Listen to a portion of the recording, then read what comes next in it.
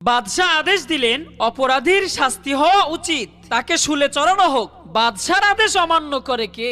লোকটিকে ধরে বেঁধে নিয়ে আসা হলো শুলে চড়ানোর জন্য। লোকটা বাঁচার জন্য অনুনয় বিনয় করতে লাগলো, কিন্তু বাদশা তার সিদ্ধান্তে অনড়। লোকটা তখন বুঝতে পারলো এখন আর তার বাঁচার কোনো উপায় নাই। তখন সে বাদশাকে গালাগালি করতে লাগলো এবং হাত পা ছুঁড়ে চিৎকার করতে লাগলো। বাদশা বসে আছেন অনেক দূরে। লোকটির চিৎকার চেঁচামেচির কোনো অর্থই বাদশা বুঝতে পারলেন না। পাশে বসে থাকা এক মন্ত্রীকে তিনি জিজ্ঞেস করলেন লোকটি কি বলতে চায়। মন্ত্রী এবার বড় একটা বিপদ অনুভব করতে লাগলো। ভাবলেন সত্য বললে তো বাদশা রেগে যাবে, তাই তিনি বাদশাকে বললেন লোকটি বলছে যে ব্যক্তি অপরাধীকে ক্ষমা করে সে সকলের শ্রদ্ধা অর্জন করে। বাদশা মন্ত্রীর কথা শুনে খুব খুশি হলেন এবং বললেন তাকে মুক্ত করে দাও। পাশেই দাঁড়িয়ে ছিল আরেক মন্ত্রী। প্রথম মন্ত্রীর উপর ছিল তার